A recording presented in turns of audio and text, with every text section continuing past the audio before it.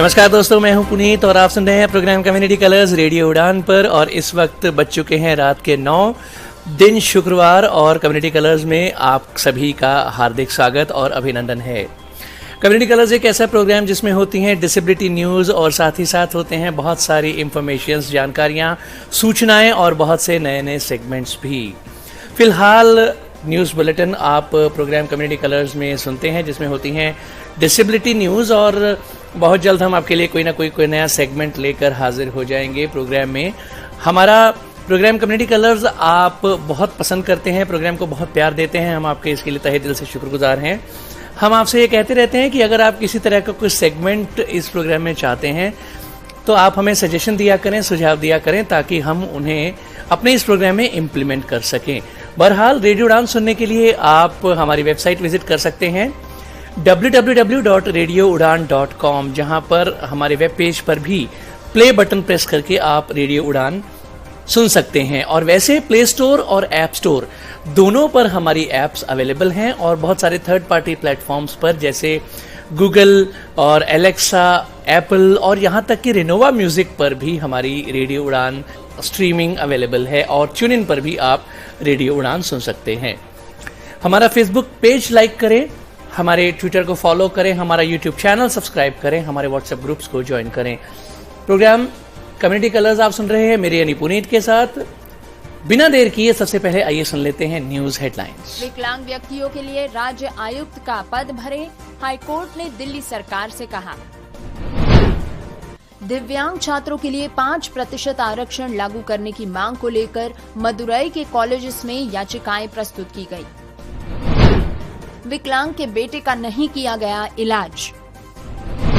जानेंगे पानी की कमी और दूषित पानी विकलांगों की संख्या में कैसे कर रहा है बढ़ोतरी।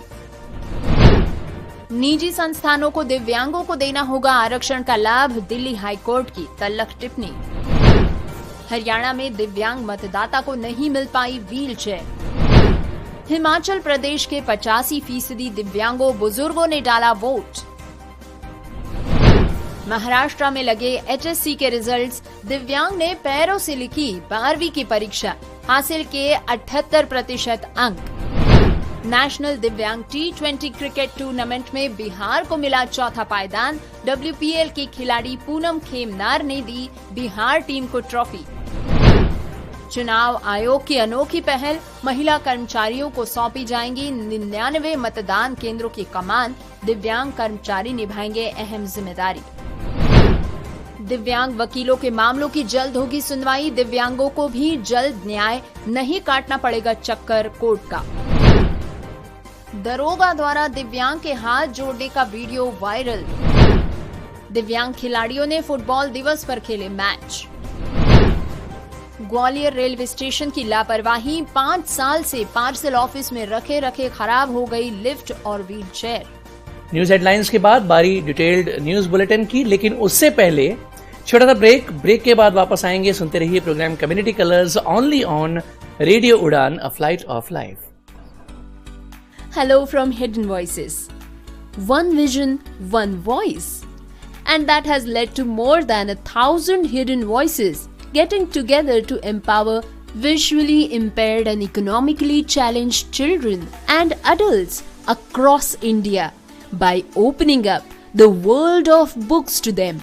Hidden Voices is a unique reading charity founded by Miss Devi Krishna and co-founded by Miss Maitreyi Rajdev on 28th April 2019.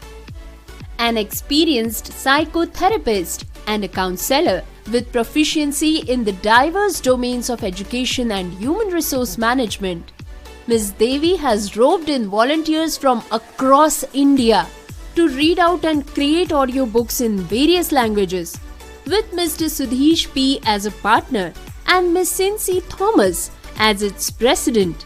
Hidden Voices now has a total of more than 1,500 in-house readers and is linked with many clubs from JNU, Pune and South India, which gives it more than 3,000 readers. It has volunteers as young as 5 years to as experienced as 82 years. The readers are divided into groups according to age and the language chosen. Hidden Voices has now a steady inventory of books, both informative and fictional, in almost 20 languages. The audiobooks have been utilized by various institutions and groups like Fergusson College Pune, Lit the Light, Duty, Madras Club, etc. More than 50,000 lives have been touched and enriched by this program. For more information, send us an email on hiddenvoices2020@gmail.com. Programme में आप सभी का स्वागत। Detailed news bulletin जारी है। नमस्कार दोस्तों, मैं हूँ आरजे गौरी और आप इस वक्त सुन रहे हैं रेडियो उड़ान कि हम जान ले डिसेबिलिटी जगत से जुड़ी तमाम लेटेस्ट खबरें। क्योंकि आज के शो के हेडलाइंस आप पहले ही सुन चुके हैं, तो आइए शुरुआत करते हैं आज के डिटेल्ड न्यूज बुलेटिन से। दोस्तों, हमारी पहली खबर है दिल्ली उच्च न्यायालय से। दिल्ली उच्च न्यायालय ने बुधवार को शहर की सरकार से विकलांग व्यक्तियों के लिए राज्य आयुक्त का पद भरने के लिए कदम उठाने के लिए कहा है। National federation of the blind की याचिका पर न्यायालय विचार कर रहा था, जिसमें पिछले साल के आदेश का पालन न करने का आरोप लगाया गया था, जिसमें अधिकारियों को विकलांग व्यक्तियों के लिए आरक्षित विभिन्न पदों पर रिक्तियों के बैकलॉग को समयबद्ध तरीके से भरने के लिए विशेष भर्ती अभियान चलाने का निर्देश दिया गया। संगठन की ओर से पेश वरिष्ठ वकील S.K. रुंगटा ने कहा कि भर्ती अभियान के संबंध में अभी तक कार्रवाई नहीं की गई है और राज्य आयुक्त की अनुपस्थिति में मामले को मुख्य आयुक्त को भेजा जाना चाहिए। कार्यवाहक मुख्य न्यायाधीश मनमोहन और न्यायमूर्ति मनमीत P.S. अरोड़ा की पीठ ने याचिका पर नोटिस जारी किया और दिल्ली सरकार से अपना जवाब दाखिल करने को कहा। न्यायालय ने SCPD को अभियान की निगरानी करने को कहा था और स्पष्ट किया था कि एक बार प्रक्रिया पूरी हो जाने के बाद आयुक्त 33 विभागों से रिक्तियों के अनुसार रोस्टर की जांच करने के लिए स्वतंत्र होंगे। जिन्होंने शून्य रिक्तियों की सूचना दी है, ऐसे सभी विभागों की निगरानी की जाएगी। याचिकाकर्ता संगठन ने प्रस्तुत किया था कि उसने 2017 में याचिका दायर की थी, जब सर्वोच्च न्यायालय द्वारा पारित आदेशों के बावजूद रिक्तियों को नहीं भरा गया था। मामले की अगली सुनवाई अब 15 जुलाई को होनी है। दोस्तों, खबर तमिलनाडु से। Tamil Nadu association for the rights of all types of differently able and care givers यानी टैराडैक के सदस्यों ने मंगलवार को जिले के कुछ प्रमुख शैक्षणिक संस्थानों को याचिकाएं सौंपी, जिनमें उनसे राज्य सरकार द्वारा अनिवार्य दिव्यांग छात्रों की शिक्षा के लिए विभिन्न लाभों को लागू करने का अनुरोध किया गया। सदस्यों ने कहा कि उन्होंने कॉलेज प्रशासन को दिव्यांग व्यक्तियों के कल्याण विभाग द्वारा पारित सरकारी आदेश की याद दिलाई, जिसमें दिव्यांग छात्रों को प्रवेश शुल्क, शिक्षण शुल्क, परीक्षा शुल्क का भुगतान करने से छूट देने और वर्तमान शैक्षणिक वर्ष से ऐसे छात्रों के लिए 5% आरक्षण लागू करने का आदेश दिया गया था। टैराडैक के जिला सचिव ए बालमुरुगन ने कहा कि कई सरकारी सहायता प्राप्त कॉलेजेस में भी दिव्यांग छात्रों के लिए दिए जाने वाले लाभों को हल्के में लिया जाता है और कुछ कॉलेजेस तो उन्हें लागू करने से साफ इनकार कर देते हैं। ये न केवल छात्रों के लिए बोझ है, बल्कि कई छात्रों को अपनी शिक्षा जारी रखने से भी हतोत्साहित करता है। श्री बालमुरुगन ने कहा कि पहले दिन उन्होंने Shri Meenakshi government arts college for the women, the American college, lady dope college और फातिमा कॉलेज जैसे कॉलेजेस का दौरा किया और उनसे दिव्यांग छात्राओं के लिए 5% आरक्षण तुरंत लागू करवाने का अनुरोध किया। दोस्तों, अब सुनेंगे एक रिपोर्ट पानी के ऊपर। जल की कमी से कृषि उत्पादन तो कम हो सकता है, जिससे खाद्य सुरक्षा को खतरा होता है। बिजली का उत्पादन कम होता है, बिजली की कमी होती है, स्वास्थ्य समस्याएं बढ़ती हैं, क्योंकि लोग स्वच्छ पानी तक पहुंच खो सकते हैं। इन समस्याओं का विकलांगता पर भी सीधा प्रभाव पड़ता है। पानी ही जीवन का आधार है। ये एक सरल सत्य है जिसे हम अक्सर भूल जाते हैं। अमूमन मेहमानों के घर आने पर सबसे पहले उन्हें पानी पिलाना हमारी परंपरा है और ये आजकल मौसम की जरूरत भी है। अक्सर ये देखा गया है कि पानी का पूरा ग्लास पिया नहीं जाता और वो झूठा आधा भरा ग्लास सिंक में खाली कर दिया जाता है। हम भी कई बार आदतन ग्लास भरकर पानी लेकर छोड़ देते हैं। यदि कोई व्यक्ति रोजाना आधा ग्लास पानी बर्बाद करता है तो इसका मतलब है कि वो प्रतिदिन 90 मिलीलीटर पानी बर्बाद करता है और एक साल में ये जुड़कर 32,850 मिलीलीटर बन जाता है। यानी हर व्यक्ति के पीछे कम से कम 33 लीटर पानी बर्बाद हो जाता है। हालांकि ये एक छोटी मात्रा लग सकती है, लेकिन याद रखना महत्वपूर्ण है कि पानी एक कीमती संसाधन है। रोजाना थोड़ी मात्रा में बर्बाद करने से समय के साथ ये काफी बढ़ सकता है। नल बंद रखना, जब उपयोग में ना हो रिसाव को तुरंत ठीक कराना और दैनिक गतिविधियों में पानी के उपयोग के प्रति सजग रहना पानी की बर्बादी को कम करने में मदद कर सकता है। क्या आप जानते हैं कि पानी की कमी या खराब गुणवत्ता से समाज में दिव्यांग जनों की संख्या में वृद्धि हो रही है? आप सोच रहे होंगे कैसे? दरअसल इन दो बातों में कई स्तरों पर संबंध है। गर्भवती महिलाओं को पानी की कमी होने पर एमनियोटिक द्रव कम हो सकता है, जिससे भ्रूण को पर्याप्त ऑक्सीजन नहीं मिल पाती और इससे मस्तिष्क की क्षति, जन्म दोष, यहाँ तक कि मृत्यु भी हो सकती है। बच्चों में पानी की कमी की वजह से बच्चों की वृद्धि प्रभावित हो सकती है, जिससे जन्म के समय उनका वजन और आकार भी कम हो सकता है। दूषित पानी से कई बीमारियां हो सकती हैं, जिनमें टाइफाइड, हेपेटाइटिस, डायरिया और पोलियो शामिल है। इन बीमारियों से शारीरिक और मानसिक विकलांगताएं हो सकती हैं। जल की कमी से कृषि उत्पादन कम हो सकता है, जिससे खाद्य सुरक्षा को खतरा हो सकता है। इन समस्याओं का विकलांग जनों पर भी सीधा असर पड़ता है। उदाहरण के लिए कुपोषण, जो जल की कमी से जुड़ा है, मस्तिष्क विकास को प्रभावित कर सकता है और सीखने की विकलांगता का कारण बन सकता है। संक्रामक रोग जो दूषित पानी से फैलते हैं, शारीरिक और मानसिक विकलांगता का कारण बन सकते हैं। इसीलिए जल संरक्षण केवल पर्यावरणीय चिंता का विषय नहीं है, ये सामाजिक न्याय और मानव अधिकारों का मुद्दा है। हमें ये सुनिश्चित करने के लिए मिलकर काम करना होगा कि सभी लोगों के लिए स्वच्छ और सुरक्षित पानी उपलब्ध हो। दोस्तों, हाल ही में दिल्ली हाईकोर्ट ने IPU द्वारा पीड़ित 22 वर्षीय छात्र के प्रवेश को रद्द करने के मामले में छात्र के पक्ष में फैसला सुनाते हुए टिप्पणी की है। कोर्ट ने कहा है कि सभी निजी संस्थान दिव्यांग व्यक्तियों के अधिकार अधिनियम 2016 के दायरे में आते हैं। कोर्ट ने विश्वविद्यालय के इस तर्क को खारिज कर दिया कि दिव्यांगता अधिनियम सरकारी संस्थानों और सरकार द्वारा सहायता प्राप्त संस्थानों तक ही सीमित है। दिल्ली हाईकोर्ट ने गुरु गोबिंद सिंह इंद्रप्रस्थ विश्वविद्यालय द्वारा हल्की मानसिकता मंदता से पीड़ित 22 वर्षीय छात्र के प्रवेश को रद्द करने के मामले में छात्र के पक्ष में फैसला सुनाते हुए टिप्पणी दी। इस समय कोर्ट ने कहा कि कोई भी निजी शैक्षणिक संस्थान दिव्यांगों को आरक्षण से वंचित नहीं कर सकता है। संस्थान को ऐसे उम्मीदवारों को आरक्षण का लाभ देना ही होगा। कोर्ट ने कहा कि सभी निजी संस्थान दिव्यांग व्यक्तियों के अधिकार अधिनियम 2016 के दायरे में आते हैं। कोर्ट ने विश्वविद्यालय के इस तर्क को खारिज कर दिया कि दिव्यांगता अधिनियम सरकारी संस्थानों और सरकार द्वारा सहायता प्राप्त संस्थानों तक ही सीमित है। निजी संस्थानों पर ऐसा कोई आदेश लागू नहीं होता। दरअसल दोस्तों, IPU ने छात्र को दाखिला देने से इनकार कर दिया था। मामले में न्यायमूर्ति C हरिशंकर की पीठ ने IPU को निर्देश दिया कि बौद्धिक मंदता से पीड़ित छात्र को दिव्यांगता आरक्षण के तहत दाखिला दिया जाए। इस छात्र ने BA LLB कोर्स में दाखिले के लिए आवेदन किया था, लेकिन IPU ने कई कारण बताते हुए छात्र को दाखिला देने से इनकार कर दिया। IPU ने इसमें छात्र की दिव्यांगता श्रेणी को लेकर सवाल उठाया था। पीड़ित ने अपने पिता के माध्यम से IPU के इस फैसले को हाई कोर्ट में चुनौती दी। कोर्ट ने विश्वविद्यालय द्वारा छात्र की दिव्यांगता को उचित ठहराने के लिए सरकारी अस्पताल द्वारा जारी प्रमाण पत्र की अनदेखी करते हुए अतिरिक्त दस्तावेज की मांगों को अनुचित और अवैध बताया। दोस्तों, खबर हरियाणा के जिंद से।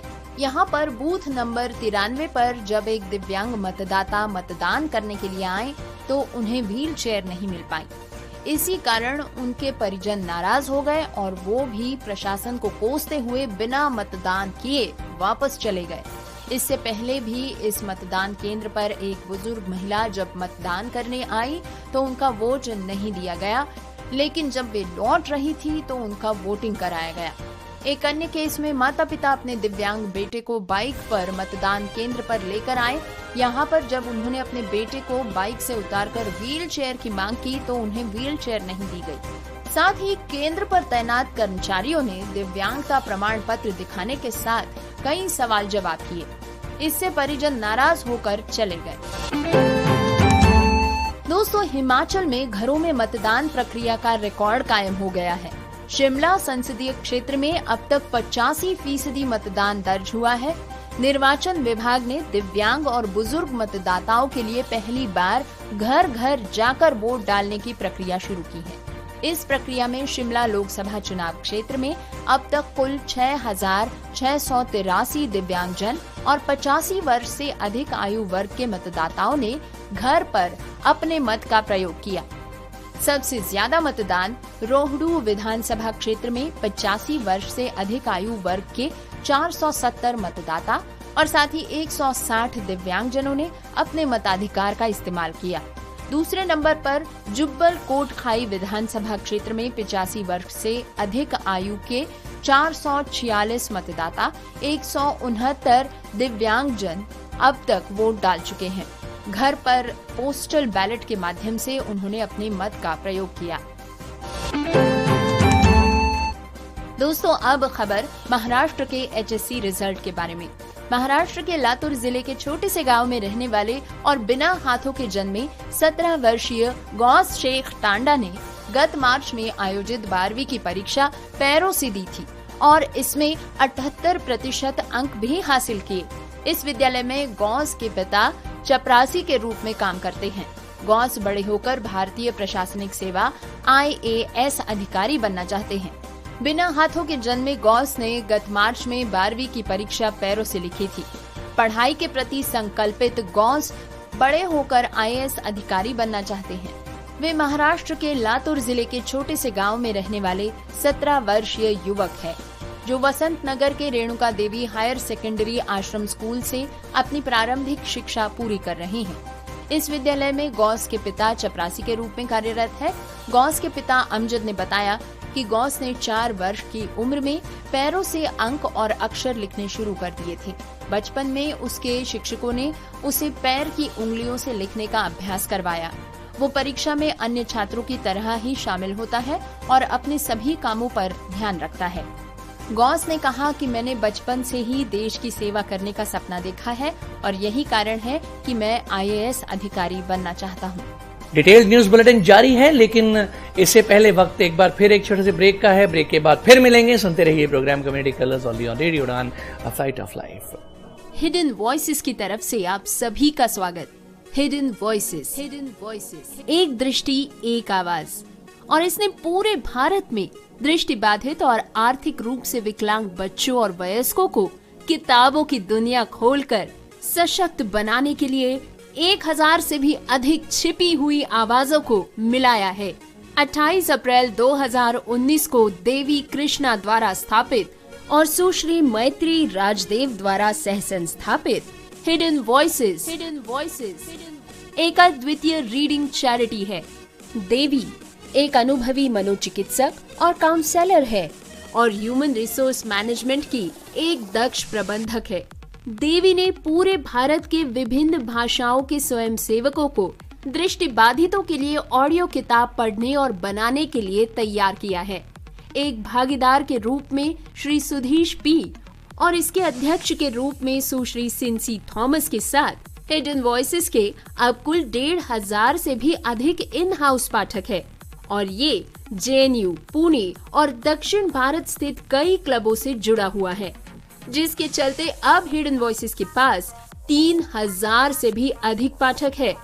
इसमें सबसे छोटे पाठक 5 साल की उम्र से लेकर सबसे बड़े पाठक 82 साल के अनुभव वाले स्वयंसेवक है। पाठकों को उम्र और चुनी गई भाषा के अनुसार ग्रुप्स में बांट दिया जाता है। हिडन वॉइसेस के पास अब लगभग 20 भाषाओं में जानकारी पूर्ण और काल्पनिक दोनों ही तरह की पुस्तकों की एक सूची तैयार है। इन ऑडियो पुस्तकों का उपयोग विभिन्न संस्थानों और समूहों जैसे कि Ferguson college Pune, lit the light, Dyuti, Madras club आदि द्वारा किया गया है। इस कार्यक्रम ने 50,000 से भी अधिक लोगों की जिंदगी को समृद्ध बनाया है। अधिक जानकारी के लिए हमें ईमेल करें hiddenvoices2020@gmail.com पर। प्रोग्राम में आप सभी का स्वागत। डिटेल्ड न्यूज बुलेटिन जारी है। दोस्तों, खबर खेल जगत से। दिव्यांग cricket control board of India और महाराष्ट्र दिव्यांग क्रिकेट एसोसिएशन के तत्वावधान में खेले गए नेशनल दिव्यांग T20 क्रिकेट टूर्नामेंट में बिहार की टीम चौथे नंबर पर रही। बिहार की टीम को WPL की खिलाड़ी पूनम खेमनार ने सम्मानित किया। पूनम WPL में यूपी वॉरियर्स के लिए खेलती है। यूपी से पहले पूनम रॉयल चैलेंजर्स बेंगलुरु की टीम का हिस्सा थी। बिहार इस टूर्नामेंट में चौथे पायदान पर रही। चौथे पायदान के लिए खेले गए मुकाबले में बिहार ने महाराष्ट्र पर रोमांचक जीत दर्ज करते हुए चौथा पायदान हासिल कर लिया। बिहार की तरफ से कप्तान धर्मेंद्र कुमार ने शानदार प्रदर्शन किया। उनके शानदार प्रदर्शन के बाद टीम ने बढ़िया प्रदर्शन करते हुए मुकाबले को 4 रनों से जीत लिया और चौथे पायदान पर कब्जा जमाया। बिहार ने पहले बल्लेबाजी करते हुए 85 रन बनाए, जिसमें धर्मेंद्र ने 35, मुकेश ने 20 और अमित ने 10 रन बनाए थे। महाराष्ट्र के लिए अक्षय ने 2 विकेट चटकाए। जवाब में लक्ष्य का पीछा करने उतरी महाराष्ट्र की टीम 81 रन बना सकी, जिसमें कवि ने 25 और कुलदीप ने 20 रन बनाए। उनके अलावा कोई भी बल्लेबाज कुछ खास नहीं कर सका और पूरी टीम 81 रन पर सिमट कर रह गई। बिहार के लिए गेंदबाजी करते हुए अजय ने 2, मुकेश ने 3 और जितेंद्र ने 2 विकेट चटकाए। इस दौरान दिव्यांग cricket control board of India के महासचिव हारून राशिद, WPL की खिलाड़ी पूनम खेमनार, महाराष्ट्र दिव्यांग क्रिकेट एसोसिएशन के पदाधिकारी मौजूद रहे। बिहार की टीम चौथे पायदान पर रही।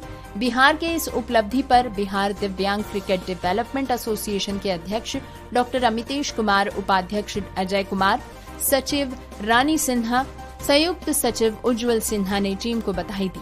अध्यक्ष डॉक्टर अमितेश कुमार ने खिलाड़ियों की सराहना करते हुए कहा कि बिहार की टीम और बेहतर प्रदर्शन करेगी और बिहार का नाम रोशन करेगी।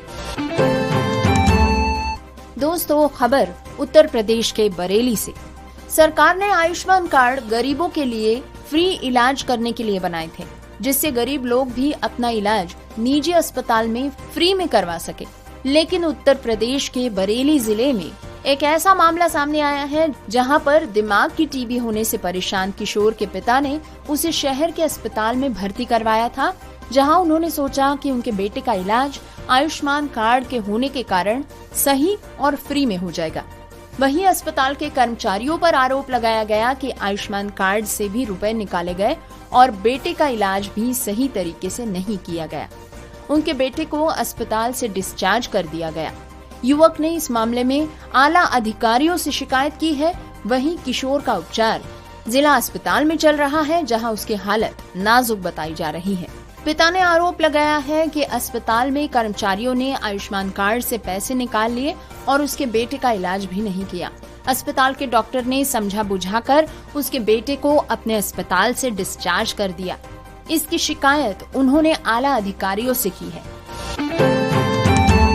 दोस्तों, खबर दिल्ली हाईकोर्ट से। दिल्ली हाईकोर्ट ने एक नोटिस जारी कर कहा है कि दिव्यांग वकीलों के मामलों की सुनवाई प्राथमिकता के तौर पर की जाएगी, जिससे उन्हें बार बार कोर्ट का चक्कर न लगाना पड़ जाए। अब कुछ वकीलों को बार बार कोर्ट के चक्कर लगाने से छुट्टी मिलने वाली है, क्योंकि जल्द ही न्याय देने के लिए उन्हें कोर्ट प्राथमिकता देगा। दिल्ली हाईकोर्ट ने नोटिस जारी कर कहा है कि दिव्यांग वकीलों के मामलों की सुनवाई प्राथमिकता के तौर पर की जाए। नोटिस में कोर्ट ने आगे कहा कि इस बारे में रजिस्ट्रार के कार्यालय में सूचना देनी होगी। ऐसा माना जा रहा है कि ये दिल्ली हाईकोर्ट के द्वारा किया जाने वाला बेहद महत्वपूर्ण कदम होगा। कोर्ट ने इसी अधिसूचना में ये भी कहा है कि न केवल वकीलों को बल्कि ऐसे व्यक्ति जो दिव्यांग है उनके केसेस को प्राथमिकता दी जाएगी। कोर्ट ने वकीलों से कहा है कि ऐसे लोगों के केस के बारे में रजिस्ट्रार के कार्यालय को जानकारी दे, ताकि इनके केसेस को प्राथमिकता के आधार पर सुना जा सके। दिल्ली हाईकोर्ट दिव्यांगों को लेकर आने वाली समस्याओं पर ध्यान देता रहता है। बीते कुछ महीने पहले ही दिल्ली हाईकोर्ट ने रैपिडो से दिव्यांग व्यक्तियों को होने वाली बाधाओं के लिए प्रतिक्रिया मांगी थी। इस परिपत्र में विकलांग व्यक्तियों से संबंधित मामलों से निपटने वाली सभी वादियों और वकीलों से अनुरोध किया गया है। उनसे कहा गया कि इस न्यायालय की संबंधित पीठ के समक्ष चल रहे अपने मामलों के बारे में रजिस्ट्रार के कार्यालय को अवगत कराए। ऐसा करने से उनकी पहचान की जा सकेगी और उन्हें वाद सूची में स्पष्ट रूप से सूचीबद्ध किया जा सकेगा तथा प्राथमिकता के आधार पर उनका निपटारा किया जा सकेगा। दोस्तों, खबर ग्वालियर से। IRCTC द्वारा 5 साल पहले यात्रियों की सुविधा के लिए रेलवे स्टेशन पर प्रदान की गई लिफ्ट व्हील चेयर पार्सल कार्यालय में रखे कबाड़े में तब्दील हो चुकी है। अब इसकी हालत ये है कि ये इस्तेमाल करने के लायक नहीं बची है। इस व्हील चेयर से विकलांग और बुजुर्ग यात्री आसानी से ट्रेन के कोच तक पहुंच सकते थे, लेकिन इसका लाभ यात्रियों को नहीं मिल पाया। 5 साल में झांसी मंडल में 5 DRM बदल चुके हैं। इन सभी को इसकी जानकारी है, लेकिन किसी ने भी इस सुविधा का लाभ यात्रियों को दिलाने में रुचि नहीं दिखाई। जबकि इस नई तकनीक की व्हील चेयर से यात्री प्लेटफॉर्म से सीधे ट्रेन की कोच तक पहुंच सकते थे। ये लिफ्ट व्हील चेयर लगभग 3 लाख रुपए में खरीदी गई थी। रेलवे स्टेशन पर काफी समय से यात्रियों के लिए पुरानी व्हील चेयर्स रखी गई हैं। उसी पर यात्रियों को ट्रेन से लाने और छोड़ने का काम किया जाता आ रहा है। अगर सुविधा शुरू हो जाती तो यात्रियों को इससे काफी फायदा पहुंचता। रेलवे स्टेशन के पार्सल कार्यालय में लिफ्ट व्हील चेयर रखी कबाड़ हो गई। इस मशीन को दिखवाया भी गया, लेकिन अब ये इस्तेमाल के लायक नहीं है। दोस्तों, खबर उत्तराखंड के देहरादून से। राष्ट्रीय दृष्टि दिव्यांगजन सशक्तिकरण संस्थान राजपुर रोड में शनिवार को दृष्टिबाधित फुटबॉल खिलाड़ियों ने उत्साह के साथ विश्व फुटबॉल दिवस मनाया। इस मौके पर कई मैचेस खेले गए और एक दूसरे को बधाई दी गई। कोच नरेश सिंह नयाल की देखरेख में मैच हुए। उन्होंने बताया कि राष्ट्रीय और अंतर्राष्ट्रीय खिलाड़ियों को मिलकर टीमें बनाई गई। कुल 5 टीमें थी, जिसमें सोवेंद्र भंडारी की टीम चैंपियन बनी। उनकी टीम में शीतल देवी और देवराज थे। देवराज ने भी अपनी टीम के लिए 2 गोल किए। वहीं सोवेंद्र ने एक बार फिर से 5 गोल करके टॉप स्कोरर का खिताब जीत लिया। इस मिनी टूर्नामेंट के आयोजन के लिए पदकों का सहयोग विजय प्रताप सिंह ने किया था। वे ब्लाइंड फुटबॉल और उसके खिलाड़ियों के लंबे समय से लगातार सहायक बने आ रहे हैं। इस मौके पर आदर्श विद्यालय के प्रधान आचार्य और कई मान्यवर उपस्थित थे। सभी खिलाड़ी north central zone blind football tournament की तैयारी में जुटे हुए हैं, जो कि 6 से 9 जून तक पंजाब के लुधियाना शहर में खेला जाएगा। दोस्तों, खबर है उत्तर प्रदेश के संभल से। थाना बिनियाठेर की आटा पुलिस चौकी पर खनन अधिकारी ने मिट्टी से भरी ट्रॉली अपने कब्जे में ले ली। इसके बाद एक दिव्यांग वहां पहुंचा और रोष जताने लगा। इस दौरान प्रशिक्षु दरोगा उसके हाथ जोड़ने लगा, जिसका वीडियो सोशल मीडिया पर वायरल हो रहा है। मंगलवार को खनन अधिकारी ने एक मिट्टी से भरी ट्रॉली को अवैध खनन के आरोप में पकड़ा था। खनन अधिकारी ने ट्रॉली को पुलिस के पास दे दिया है। चौकी पर पहुंचे एक दिव्यांग ने इस पर रोष जताया है और इसका वीडियो सोशल मीडिया पर वायरल हुआ है। दिव्यांग खनन माफिया बताया जा रहा है। दोस्तों, लोकसभा इलेक्शन 2024 5वें चरण का मतदान संपन्न हो चुका है। अगले चरण का मतदान 25 मई को है। इस बीच चुनाव आयोग ने अनोखी पहल की है। आयोग ने करीब 100 मतदान केंद्रों की जिम्मेदारी महिला शक्ति के हाथों में सौंपी है। इसमें दिव्यांग कर्मचारी भी अहम जिम्मेदारी निभाते हुए अपने कर्तव्य का पालन करेंगे। वहीं युवा कर्मचारी 94 केंद्रों की जिम्मेदारी संभालेंगे। हरियाणा में 71 मतदान केंद्रों पर दिव्यांग कर्मचारी ड्यूटी पर रहेंगे। सुनेंगे जॉब ओपनिंग। दिल्ली के एक 5 स्टार होटल में दृष्टिबाधित बांसुरी वादक के लिए ओपनिंग है।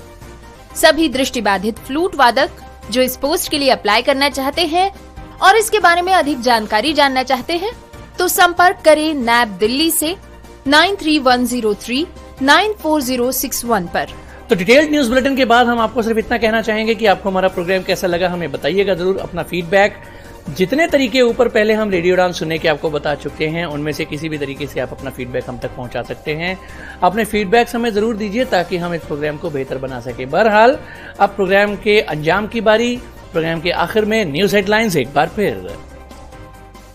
विकलांग व्यक्तियों के लिए राज्य आयुक्त का पद भरे, हाईकोर्ट ने दिल्ली सरकार से कहा। दिव्यांग छात्रों के लिए 5% आरक्षण लागू करने की मांग को लेकर मदुरई के कॉलेजेस में याचिकाएं प्रस्तुत की गई। विकलांग के बेटे का नहीं किया गया इलाज। जानेंगे पानी की कमी और दूषित पानी विकलांगों की संख्या में कैसे कर रहा है बढ़ोतरी।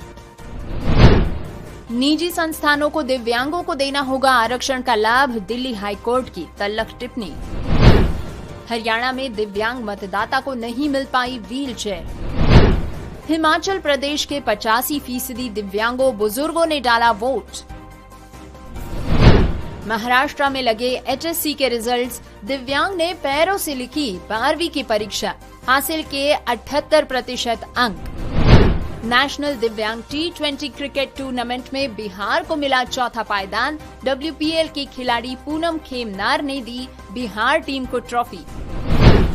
चुनाव आयोग की अनोखी पहल, महिला कर्मचारियों को सौंपी जाएंगी 99 मतदान केंद्रों की कमान, दिव्यांग कर्मचारी निभाएंगे अहम जिम्मेदारी। दिव्यांग वकीलों के मामलों की जल्द होगी सुनवाई, दिव्यांगों को भी जल्द न्याय, नहीं काटना पड़ेगा चक्कर कोर्ट का। दरोगा द्वारा दिव्यांग के हाथ जोड़ने का वीडियो वायरल। दिव्यांग खिलाड़ियों ने फुटबॉल दिवस पर खेले मैच। ग्वालियर रेलवे स्टेशन की लापरवाही, 5 साल से पार्सल ऑफिस में रखे खराब हो गई लिफ्ट और व्हीलचेयर।